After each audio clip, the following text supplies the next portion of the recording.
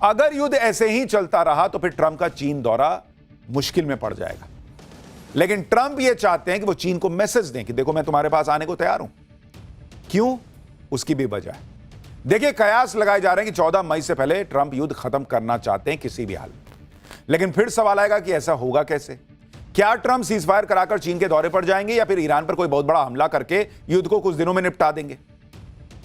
कल ट्रंप की 5 दिन वाली डेडलाइन भी खत्म हो रही है। ट्रंप ने ईरान को धमकी दी थी कि 48 घंटे में हॉर्मुज खोलो, नहीं तो पावर प्लांट उड़ा दूंगा। लेकिन फिर इसे 5 दिन के लिए रोक दिया। अब यह 5 दिन का टाइम कल खत्म हो जाएगा। लोग जानना चाहते हैं कि ट्रंप इसके बाद क्या करेंगे। एक तरफ तो संदेशा भिजवा रहे हैं कि भाई तुम तो मेरे से डील करने के लिए मरे जा रहे हो, दूसरी तरफ सबको फोन लगा रहे हैं। आप देखिए कि पहले 25 दिन के बाद उन्होंने पीएम मोदी को फोन लगाया, उनको लूप में लिया, फिर चीन के दौरे का अचानक ऐलान कर दिया। यह कोई इत्तेफाक नहीं है। अब ट्रंप नेटो देशों को फिर से बोल रहे हैं कि किसी तरह उनको मदद मिल जाए। ट्रंप ने आज कहा कि नेटो देशों ने सनकी देश से लड़ने में कोई मदद नहीं की। अमेरिका को नेटो से कुछ नहीं चाहिए, लेकिन हम ये कभी नहीं भूलेंगे। ट्रंप नेटो देशों को उकसा रहे हैं, लेकिन नेटो में शामिल जर्मनी ने कह दिया कि युद्ध हमसे पूछ के किए थे क्या? यह हमारी जंग नहीं है, हम इसमें नहीं फंसेंगे। यानी डोनाल्ड ट्रंप किसी तरीके से इज्जत बचाते हुए थोड़ा बहुत ऐसे पासा फेंक रहे हैं कि कहीं नेटो वाले आ जाए मदद कर। नेटो वाले समझदार कि भाई इसके चक्कर में हम क्यों फंसे, ऑलरेडी फंसे हुए हैं, डायरेक्टली घुस गए तो और फंस जाएंगे। ट्रंप की हर तरफ से भयंकर छीछालेदर हो रही। अमेरिकी मीडिया में ये सब बातें चल रही कि ट्रंप किसी तरह से ईरान से डील करने के लिए बेचैन है। ट्रंप बौखलाए हुए हैं और कुछ देर पहले अपनी कैबिनेट की मीटिंग भी उन्होंने बुलाई, प्रेस को बुलाया और ट्रंप को सफाई देनी पड़ी कि बातचीत के लिए वो नहीं गिड़गिड़ा रहे बल्कि ईरान गिड़गिड़ा रहा है। ट्रंप कह रहे हैं कि बातचीत के लिए ईरान गिड़गिड़ा रहा है, जबकि ट्रंप ने ईरान से बात करने के लिए खुद अपने गुलाम पाकिस्तान को लगाया हुआ है और यह पाकिस्तान खुद मान रहा है। पाकिस्तान के विदेश मंत्री इशाक डार ने बताया कि अमेरिका और ईरान के बीच इनडायरेक्ट बातचीत चल रही है। पाकिस्तान, तुर्की और इजिप्ट इसमें मदद कर रहे हैं। पाकिस्तान शांति लाने के प्रयासों को लेकर प्रतिबद्ध है। डिप्लोमेसी और डायलॉग से ही रास्ता निकलेगा। उधर यह खबर भी आई है कि ईरान से बातचीत के लिए उपराष्ट्रपति जेडी वेंस के वीकेंड पर पाकिस्तान जाने का प्लान है।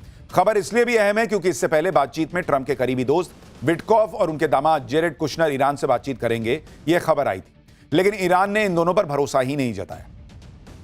यानी ईरान अपनी शर्त पर किससे बात करेगा यह बता रहा है और डोनाल्ड ट्रंप कह रहे हैं कि ईरान जो है वो मरा जा रहा है बात करने के लिए। ऐसा लगता है कि मुनीर और पाकिस्तान ट्रंप के काम के नहीं निकले, इसलिए ट्रंप ने अगला प्लान एक्टिवेट कर दिया। ट्रंप की 5 दिन की मियाद कल खत्म हो जाएगी और उसके बाद क्या होगा उसके लिए ट्रंप की प्लानिंग की बड़ी चर्चा है। अमेरिका की न्यूज वेबसाइट एक्सियोस की रिपोर्ट के मुताबिक अमेरिका ईरान पर फाइनल ब्लो यानी अंतिम प्रहार के लिए सैन्य विकल्पों पर काम कर रहा है, जिसमें जमीनी सेना का इस्तेमाल और बड़े पैमाने पर बमबारी अभियान शामिल है। अमेरिकी सेना के अंतिम प्रहार के लिए 4 प्लान भी तैयार किए गए। दावा है कि ट्रंप किसी एक प्लान को चुन सकते हैं। पहले प्लान के मुताबिक ईरान में ग्राउंड ऑपरेशन के लिए अमेरिका खार्ग आइलैंड से शुरुआत कर सकता है। खार्ग के पास अतिरिक्त आर्मी और एयर डिफेंस सिस्टम को तैनात करना शुरू कर दिया गया है। दूसरे प्लान के मुताबिक लारक द्वीप पर अमेरिका हमला कर सकता है। यह एक ऐसा आइलैंड है जो हॉर्मुज पर नियंत्रण रखने में ईरान की मदद करता है। यहां पर ईरानी बंकर, वॉरशिप और रडार भी मौजूद हैं। यहीं से ईरानी हॉर्मुज पर होने वाली गतिविधियों पर नजर रखते हैं। तीसरा प्लान अबू मूसा के रणनीतिक द्वीप और 2 छोटे द्वीपों पर कब्जा करना। यह आइलैंड हॉर्मुज के पश्चिमी प्रवेश द्वार के पास है। इन पर ईरान का नियंत्रण है, लेकिन यूएई भी अपना दावा करता है। इस विवाद का फायदा अमेरिका उठा सकता है। अमेरिका का चौथा प्लान है हॉर्मुज के पूर्वी हिस्से में ईरानी तेल का निर्यात करने वाले जहाजों पर कब्जा। साथ ही अमेरिकी सेना की ईरान के अंदर जमीनी अभियान की भी योजना है, ताकि परमाणु संयंत्रों के अंदर दबे संवर्धित यूरेनियम को भी कब्जे में लिया जा सके। इसके अलावा चाबहार पोर्ट भी अमेरिका की लैंडिंग साइट हो सकता है, क्योंकि यह सेफ साइट है और इससे अमेरिका ईरान को चौंका सकता है। देखिए, चाबहार पोर्ट इसलिए भी हो सकता है क्योंकि अगर नरेंद्र मोदी से बात हुई है तो क्या चाबहार पोर्ट से अमेरिका घुसेगा, इसको लेकर भी जानकारी दी गई है, क्योंकि चाबहार में भारत ने निवेश किया हुआ है। तो तरह तरह की चर्चाएं अभी चल रही हैं, लेकिन इतना जरूर दिख रहा है कि बातचीत का रास्ता बंद होता दिख रहा है। उससे कोई बहुत रिजल्ट निकलता नहीं दिख रहा। अचानक कुछ हो जाए तो कह नहीं सकते। लेकिन अमेरिका अब फाइनल बड़े अटैक की तैयारी कर रहा है, जो हमने आपको पाठशाला में कल बताया था। सबसे ज्यादा चर्चा चल रही है कि अमेरिका खार्ग आइलैंड से ग्राउंड ऑपरेशन शुरू करेगा, क्योंकि खार्ग आइलैंड ईरान की लाइफलाइन है, सबसे इंपॉर्टेंट हिस्सा। यहीं से ईरान का 90% तेल एक्सपोर्ट होता है, जो कि जिससे ईरान चलता है। अगर अमेरिका इसे हथिया लेता है तो हॉर्मूज बहुत आसानी से खुलवाया जा सकता है, लेकिन खार्ग आइलैंड पर कब्जा बहुत कठिन काम है। जैसा हमने आपको कल बताया था कि अमेरिका ने खुद यहां के लैंडिंग साइट्स तबाह कर दिए। ऐसे में दुनिया के सबसे ताकतवर विमान भी उतारना अमेरिका के लिए बहुत कठिन है। अब ट्रंप पूरी तैयारी के साथ ईरान पर हमले की तैयारी कर रहे हैं। मीडिया रिपोर्ट्स के मुताबिक अमेरिका ने यूक्रेन को दी जाने वाली हथियार की सप्लाई का कुछ हिस्सा भी रोक दिया है। बताया जा रहा है कि यूक्रेन को दिया जाने वाला गोला बारूद मिडिल ईस्ट भेजा जा रहा है, क्योंकि ईरान में चल रहे युद्ध के कारण अमेरिका के अहम गोला बारूद का भंडार तेजी से घट रहा है। अमेरिका इतनी तैयारी कर रहा है, सेना लेकर घुसने वाला है कहा जा रहा है, दूसरी जगहों से गोला बारूद भी इकट्ठा कर रहा है, लेकिन अमेरिका ईरान में घुस जाएगा तो ईरान चुपचाप बैठा रहेगा। ईरान क्या तैयारी कर रहा है आपको यह भी बताता हूं। ईरान ने कह दिया है कि वो अमेरिकी मूवमेंट को ट्रैक कर रहा है। कल रात ईरान के संसद के स्पीकर ने इसके बारे में ट्वीट किया। मोहम्मद गलीबाफ ने लिखा कि ईरान के दुश्मन एक क्षेत्रीय देश के समर्थन से उसके एक द्वीप पर कब्जा करने की तैयारी कर रहे हैं। जो हमने आपको पाठशाला में बताया वही लिख रहे हैं वो। हमारी सेनाएं दुश्मन की सभी गतिविधियों पर नजर रख रही हैं। अगर वो कोई भी कार्रवाई करते हैं तो उस देश के सभी बुनियादी ढांचों को निशाना बनाया जाएगा। यानी ईरान भी कह रहा है कि हम सब देख रहे हैं बाबू, तुम क्या कर रहे हो सब हमको पता है, बहुत मारेंगे। ईरान में अमेरिकी सैनिकों को उतारना ट्रंप के लिए बहुत बहुत बड़ा खतरा है, क्योंकि ईरान की सेना के जनरल पहले से कह रहे हैं सालों से हम अमेरिकियों के तय जगहों पर आने का इंतजार कर रहे हैं। 2 दशकों से हम ठीक इसी पल के लिए ट्रेनिंग ले रहे हैं। अब हमारे पास अमेरिकी सैनिकों के लिए बस एक ही संदेश है, और करीब आओ, कम क्लोजर। यानी ईरान भी खुलकर कह रहा है कि तुम पे हमारी नजर है, तुमको मारने के लिए हमारी 20 साल की तैयारी है, आओ ना आओ। खार्ग आइलैंड पर अगर ट्रंप अपने सैनिकों को उतारते हैं तो ईरान ने भी खार्ग को अमेरिकी सैनिकों की कब्र बनाने का पूरा जाल बिछाया हुआ है। ईरान ने खार्ग के पास स्मार्ट माइंस और एंटीशिप माइंस बिछा दिए। खार्ग आइलैंड पर आत्मघाती ड्रोन भी तैनात हैं। ये ड्रोन झुंड में हमला करने के लिए प्रोग्राम किए गए और यूएस नेवी के रडार को कंफ्यूज कर सकते हैं। खार्ग में बंकर्स के नीचे S-300 और S-400 तैनात हैं। नूर, कादर जैसी एंटीशिप क्रूज मिसाइलें तैनात हैं। IRGC के स्नाइपर्स को ऊंची चोटियों पर तैनात किया गया है। इसके अलावा ईरान ने स्कॉर्चेड अर्थ रणनीति भी तैयार की है। द्वीप हाथ से निकलता देखकर यह रणनीति काम आएगी। इस रणनीति में हार होने पर हर उस चीज को नष्ट कर दिया जाता है जो दुश्मन के काम आ सकती है। अगर ऐसा हुआ तो तेल के कुओं और टर्मिनल को ईरान खुद उड़ा देगा और पूरा खार्ग आइलैंड आग के गोले में तब्दील हो जाएगा। यानी ईरान का हिसाब क्लियर है। एक तो वो अमेरिका को घुसने नहीं देगा, अमेरिका घुसा तो मारते मारते मरेगा, और अगर मरने की नौबत आ ही गई तो पूरा खार्ग आइलैंड तबाह कर देगा। एकदम फिल्मी कहानी है, बहुत फिल्म में नहीं होता है कि एकदम पूरा बम वम लगा हुआ है कि लास्ट में मरेंगे, एक बटन दबाए खत्म, सब फट गए। तो ईरान को हल्के में ना ले अमेरिका, और अब तक तो लेने की आदत पड़ जानी चाहिए थी। ईरान लगातार अपनी ताकत दिखा रहा है। ईरान ने अमेरिका और इजराइल के ठिकानों पर 82वीं बार हमला किया। ईरान ने जो वीडियो जारी किया उसमें बैलिस्टिक मिसाइलें आसमान में उड़ती नजर आ रही हैं। इसके साथ ही ईरान बता रहा है कि अगर अमेरिका ने ग्राउंड ऑपरेशन शुरू किया तो अंजाम क्या होगा। ईरान में दाखिल होंगे लेकिन वापस ताबूतों में लौटेंगे। ये ईरान दिखा रहा है कि देखो तुम्हारे सैनिक आएंगे, उसके बाद ताबूत में घुसा के उनको भेजेंगे। ईरान धमकी दे रहा है कि अगर उसके द्वीपों पर हमले किए जाते हैं तो पूरी दुनिया पर तेल संकट आ जाएगा, क्योंकि ईरान ने हॉर्मूज के बाद अब बाब अल मंडेब स्ट्रेट को बंद करने की धमकी दी है। बाब अल मंडेब स्ट्रेट यमन और अफ्रीका के देशों जिबूती और इरिट्रिया के बीच है। यह ग्लोबल शिपिंग, एनर्जी सप्लाई और खाद्य व्यापार के लिए महत्वपूर्ण प्रेशर पॉइंट है। और इसलिए मैं आपको कह रहा हूं, कई लोग पूछते हैं कि भाई युद्ध खत्म होगा क्या, युद्ध रुकेगा क्या? नहीं बॉस, जो हालात बन रहे हैं उससे तो लग रहा है कि युद्ध अब नेक्स्ट लेवल पे जाने वाला है, और अगर यह नेक्स्ट लेवल पर चला गया तो दुनिया तबाह हो जाएगी। दुनिया का करीब 12% तेल इसी रास्ते से होकर गुजरता है, जिसके बारे में अभी आपको बता रहा था। ईरान ने पहले ही 20% रास्ता, तेल वाला रास्ता रोका हुआ है। 12% और रोक दिया तो 20 + 12 32% हो जाएगा। दुनिया में हाहाकार मच जाएगा।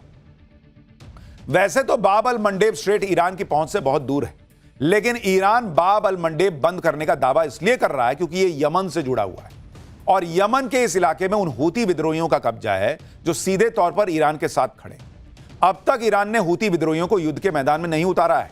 अगर ईरान को जरूरत पड़ी तो ईरान हूती विद्रोहियों के जरिए बाब अल मंडेब से गुजरने वाले जहाजों को निशाना बना सकता है।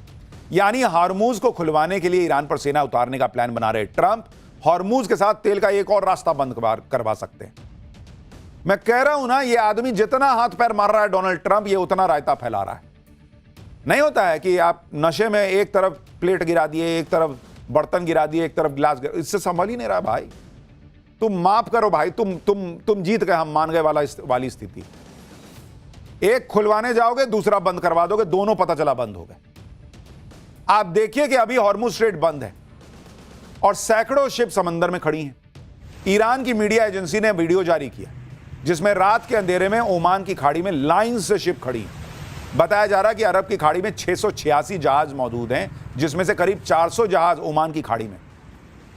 और इन जहाजों के खड़े होने का आप एक मतलब और समझिए, सिर्फ ये नहीं है कि ये जहाज खड़े हैं और माल फंसा हुआ है। ये माल उतरेगा तभी ये जहाज जाके दूसरा माल लेके भी आएंगे, तो इनका खाली होना और अगला माल आने के लिए इनका वहां पहुंचना भी जरूरी है। तो ये डबल संकट है अगर ये फंसे हुए हैं। हॉर्मुज स्ट्रेट खुलवाने के लिए ट्रंप ने कल की डेडलाइन से पहले एक और प्रेशर बनाया। आज खबर आई कि इजराइल ने ईरान के उस कमांडर को मारने का दावा किया जिसने हॉर्मुज स्ट्रेट को ब्लॉक किया हुआ है। इजराइल ने दावा किया कि उसने IRGC के नौसेना कमांडर अलीरेजा तंगसिरी को मार दिया है। इजराइल ने बताया कि अलीरेजा ही हॉर्मुज स्ट्रेट में ईरान के ऑपरेशन को संभाल रहा था, हॉर्मुज स्ट्रेट में माइंस बिछवा रहा था। लेकिन सवाल यह है कि ईरान के बहुत सारे नेता मारे जा चुके, ईरान तो अब तक लड़ रहा है, एक और मर गया तो कैसे ईरान सरेंडर कर देगा यह मान लिया जाए। क्योंकि इसी बीच एक और बड़ी खबर यह आई कि ईरान ने अमेरिका के फाइटर जेट F-18 को मारने का दावा ठोक दिया। ईरान का दावा है कि दक्षिणी ईरान में एयर डिफेंस सिस्टम ने एक F-18 को मार दिया है। इससे पहले ईरान ने अमेरिका के F-35 और F-16 को मारने का दावा किया था। हालांकि अमेरिकी सेना ने ईरान के दावे को झूठा बताया। लोग कह रहे हैं डोनाल्ड ट्रंप से कि बहुत तुम बताते थे कहां कितना प्लेन गिरा, कहां कितना फाइटर जेट गिरा, अब अपना बताओ तुम्हारा कितना गिरा है। ईरान लगातार इजराइल पर भी अटैक कर रहा है। आज मध्य इजराइल में ईरान मिसाइल अटैक करते उसकी तस्वीरें आई। इधर इजराइल भी ईरान पर नॉनस्टॉप अटैक कर रहा है। आज ईरान के मशहद शहर पर इजराइल ने मिसाइल अटैक किया। यह मिसाइल अटैक एयरपोर्ट से कुछ दूरी पर। इजराइल ने ईरान के इस्फहान शहर पर भी बड़े हमले किए जिसमें सैन्य ठिकानों को निशाना बनाया गया है। इस्फहान में भारी धमाकों की आवाजें सुनाई दी। इधर IDF लेबनान में हिजबुल्लाह के ठिकानों पर भी लगातार हमले कर रहा है। IDF ने दक्षिण लेबनान में हिजबुल्लाह के कमांड सेंटर और हथियार गोदाम को उड़ाने का वीडियो भी जारी किया। ये देखिए, IDF की गोलानी ब्रिगेड ने इस महीने शुरू हुए जमीनी अभियान में अब तक 200 से ज्यादा आतंकी ठिकानों को नष्ट किया है। अब बताइए, इस तरह की मारधाड़ के बीच अगर ट्रंप ईरान में सेना उतारेंगे तो क्या ही होगा। इसके बारे में बहुत लोग कह रहे हैं कि फिर यह युद्ध लंबा खिंच जाएगा, और अगर युद्ध लंबा खिंचा तो दुनिया तबाह हो जाएगी। हर जगह तेल गैस का संकट है, महंगाई बढ़ रही है। खुद अमेरिका में तेल के दाम बढ़ गए और वहां लोग महंगाई से परेशान हैं। ऐसे में ट्रंप युद्ध से निकलेंगे या युद्ध में और धंसेंगे, यह ट्रंप को तय करना है। अमेरिका में ट्रंप के प्लान का जबरदस्त विरोध हो रहा है। ट्रंप की रिपब्लिकन पार्टी की सांसद नैन्सी मेस ने कह दिया है कि वो ईरान में सेना उतारने के प्लान का समर्थन नहीं करेंगी। युद्ध पर ब्रीफिंग से बाहर आकर नैन्सी मेस ने कहा कि वो अमेरिका के बेटे बेटियों को युद्ध में उतारने के पक्ष में नहीं है। नैन्सी मेस ने कहा कि वो ईरान को इराक नहीं बनने देंगी, वॉशिंगटन की वॉर मशीन को ऐसा नहीं करने देंगी। यानी डोनाल्ड ट्रंप के साथ के लोग भी उनका विरोध कर रहे हैं। लेकिन डोनाल्ड ट्रंप ईरान पर नया अटैक करेंगे, इसके बहुत प्रबल चांसेस हैं, क्योंकि जिस तरीके से वो टाइम बाई कर रहे हैं, जिस तरह की तैयारियों की खबर है, जिस तरीके से वो स्ट्रेट ऑफ हॉर्मुज खिलाने के लिए अपने जहाज भेज रहे हैं, अपने सैनिकों की वहां पर को इकट्ठा कर रहे हैं, और इसके अलावा नरेंद्र मोदी को फोन करना, उनको कॉन्फिडेंस में लेना, अचानक से चीन की चापलूसी करने लगना कि मैं आ रहा हूं दोस्त, मैं आ रहा हूं दोस्त। चीन दोस्त हो गया तुम्हारा। डोनाल्ड ट्रंप इसका मतलब चाह रहे हैं कि जब वो ईरान पर अटैक करें तो ना तो भारत ईरान का साथ देने आए, ना चीन आए, और इसलिए अचानक चीन से सेटिंग गेटिंग करने लगे। चीन रुकेगा, उसको नहीं पता है कि तुम क्या चीज हो। लेकिन ये सारे लक्षण बता रहे हैं, तारों को जोड़ते जाइए, कनेक्टिंग द डॉट्स होता है ना, उससे इस बात की सबसे प्रबल संभावना है कि डोनाल्ड ट्रंप के दिमाग में ये युद्ध नहीं रुका है। उनका ईगो हावी है और इस ईगो के चक्कर में दुनिया की लगने वाली। अब लगेगी तो क्या होगा, पाठशाला में अगला चैप्टर में देखिए, आपको समझ में आ जाएगा। कुकर, टंकी, पानी की बोतल में लोग पेट्रोल भरने लगे। देश में तेल खत्म होगा क्या? क्या खबर आ गई? कहीं लंबी लाइनें, कहीं मारपीट, पेट्रोल संकट पर वायरल खबरों का कंप्लीट सच बताने वाला चैप्टर। और भारत छोड़िए, ट्रंप के अमेरिका में पेट्रोल पंप पर क्या हो रहा है देखेंगे तो हैरान रह जाएंगे। अब इसका चैप्टर, युद्ध से तेल गैस का संकट पूरी दुनिया में है, लेकिन भारत में गजब ही हो रहा है। आप देखिए कि बार बार हम भी आपको बता रहे हैं कि तेल की, पेट्रोल डीजल की कमी नहीं है, सरकार कह रही है गैस की भी कमी नहीं, लेकिन अब अफवाहों की वजह से हो यह रहा है कि पेट्रोल पंपों पर भीड़ लग गई। देश के कई शहरों में तेल के लिए लंबी लंबी लाइनों की तस्वीर आ रही है। लोग गाड़ियों की टंकियां फुल करवा रहे हैं, जिसे जो मिल रहा है वो उठाकर पेट्रोल डीजल भरवाने पहुंच जा रहा है।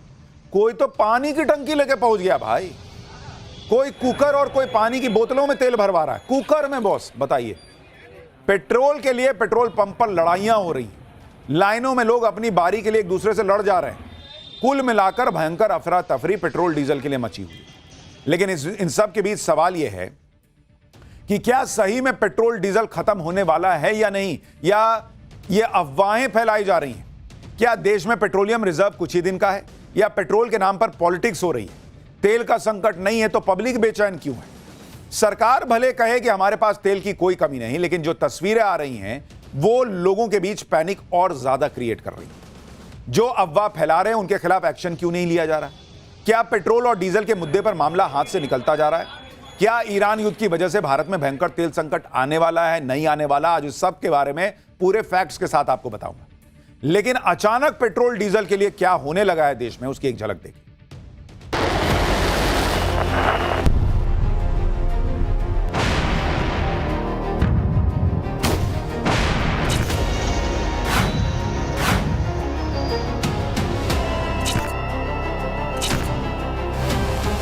लग तो रहा है कि कल से तेल नहीं मिलेगा, इस वजह से हम आए हैं।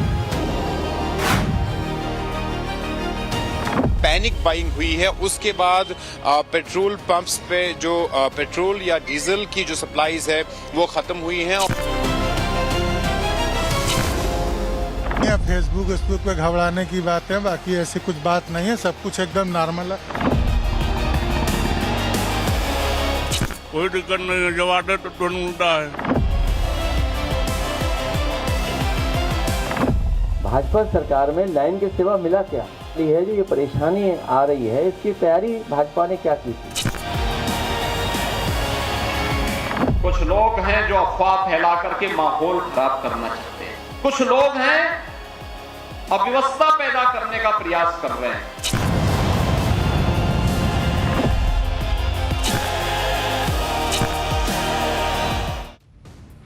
देखिए, ईरान युद्ध जब से शुरू हुआ है तब से हम लगातार बता रहे हैं कि युद्ध से एनर्जी संकट तो बढ़ेगा। पीएम मोदी भी इस संकट की बात को स्वीकार कर रहे हैं। देश में एलपीजी की सप्लाई पर असर पड़ा भी है, लेकिन पेट्रोल और डीजल को लेकर ऐसी कोई बात नहीं है। अभी देश के अलग अलग इलाकों में पेट्रोल और डीजल के लिए मारामारी की तस्वीरें आ रही हैं।